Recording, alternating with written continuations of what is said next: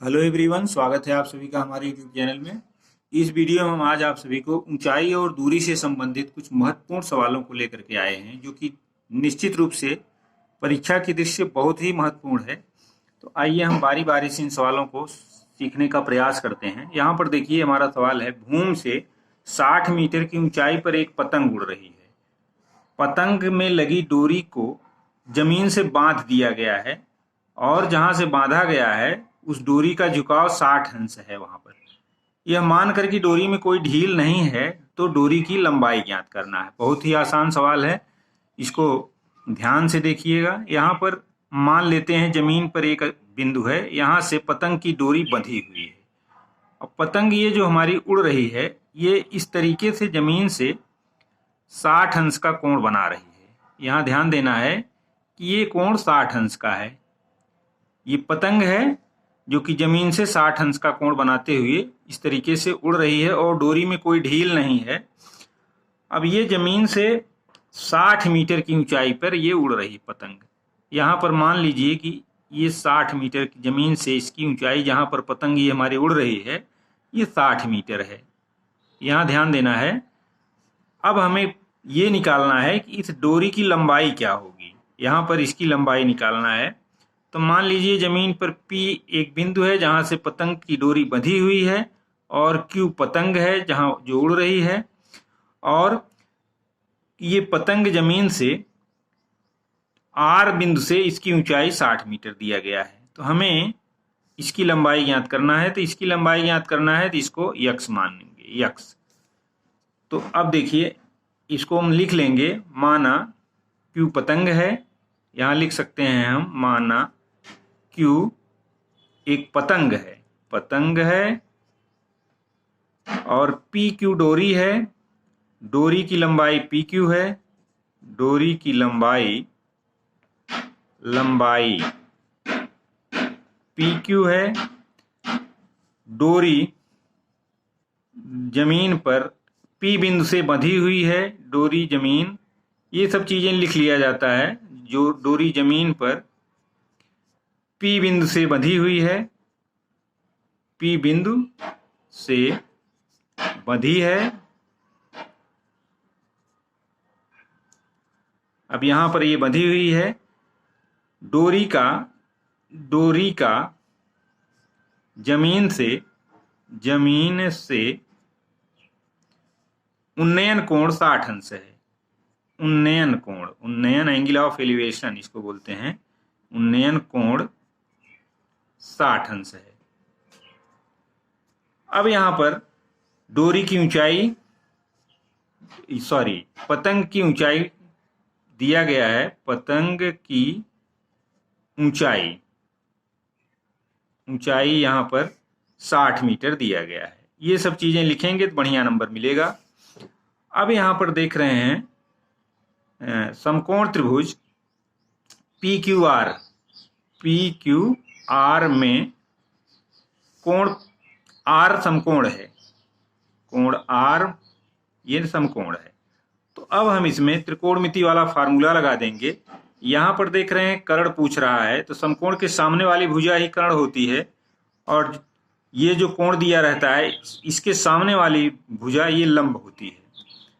तो अब यहां पर यक्स पूछ रहा है, कर्ण पूछ रहा है, तो हम साइन वाला फार्मूला इसमें अप्लाई कर देंगे। तो ये कोण 90 डिग्री है, तो लंब यानी RQ या QR, RQ अपान PQ बराबर साइन 30 अंश, साइन 60 अंश है, ये दिया गया है, साइन 60 डिग्री। लंब बटे कर्ण ये होता है साइन थीटा। अब इसका मान रख देंगे, आसानी से हम निकाल लेंगे। RQ यहाँ दिया गया है 60 डिग्री, 60 मीटर, 60 बटे यक्स बराबर साइन 60 का मान करड़ी में 3/2 होता है। ये सब चीजें याद होनी चाहिए। साइन 60 का मान करड़ी में 2 होता है। अब यहाँ पर हम इसको क्रॉस मल्टीप्लिकेशन करके यक्स का मान निकाल सकते हैं। यहाँ पर यक्स का गुणा करड़ी में 3 के साथ करेंगे तो यक्स करड़ी में 3 हो जाएगा, बराबर 60 गुणे 2 यहाँ हो जाएगा। अब यहाँ पर ये कड़ी में 3 का गुणा इधर किया गया, उधर जाएगा तो भाग हो जाएगा।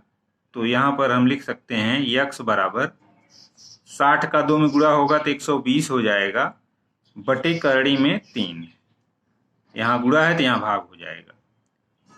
अब हम करड़ी में 3 को रेशनलाइज कर लेंगे, परिमेयीकरण इसका करेंगे। तो परिमेयीकरण करने के लिए इसके अंश और हर में इसी से करड़ी 3 से गुणा कर दिया जाएगा, इसमें भी करड़ी में 3 से गुणा हो जाएगा। तो ये हमारा आ जाएगा 120 करड़ी में 3 बटे 3 यहाँ हो जाएगा। तो इसको काट देंगे, 3 एक कम 3 हो जाएगा, 3 चौके 12, यानी ये 40 हो जाएगा। तो इस तरीके से यक्स बराबर 40 करड़ी में 3 मीटर, यही हमारा आंसर होगा।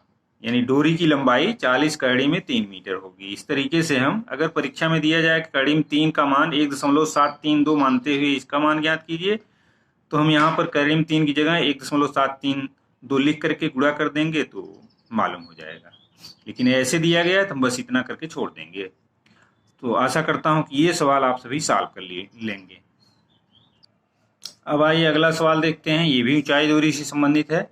यहाँ दिया गया 12 मीटर ऊंचे पुल से नाव का अवनमन कोण, यहाँ पर पहले उदाहरण में उन्नयन कोण दिया था, इसमें अवनमन कोण दिया गया है 60 अंश। तो नाव पुल के आधार से कितनी दूरी पर है।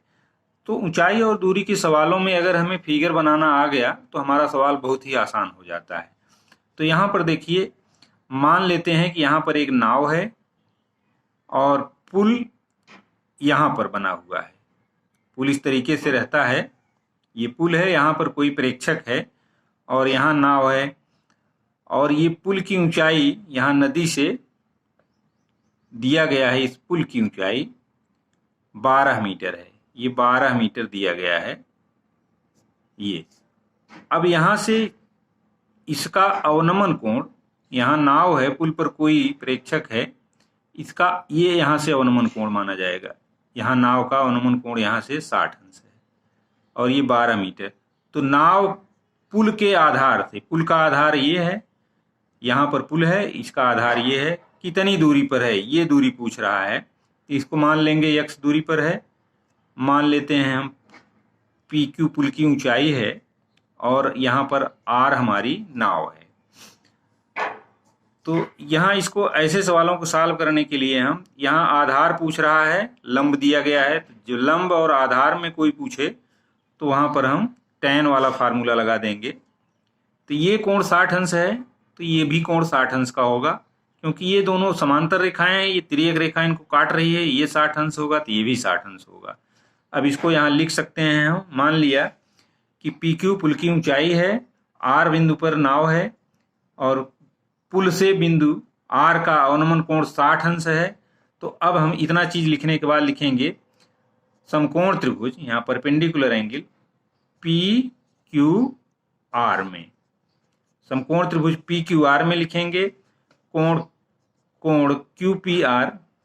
QPR बराबर 90 डिग्री, और ये कोण हमारा 60 डिग्री दिया गया है। तो ये हमारा लंब होगा और ये हमारा आधार होगा, यानी PQ ये लंब हो जाएगा और PR, क्योंकि हमने बताया कि जिस कोण के सामने वाली, जिस कोण का त्रिकोणमितीय अनुपात निकालना हो उसके सामने वाली भुजा सदैव लंब होती है।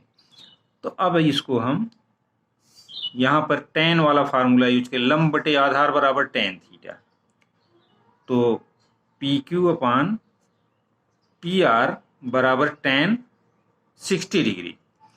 अब PQ का मान दिया गया है, यहाँ पर 12 दिया गया है, 12 बटे PR, इसको x माना है हमने, बराबर tan 60 का मान करड़ी में 3 होता है। इसको हमने बताया कि sin 60 बटे cos 60 हो जाएगा, तो ये करड़ी में 3 हो जाएगी। ये सब चीज़ें याद करना पड़ेगा।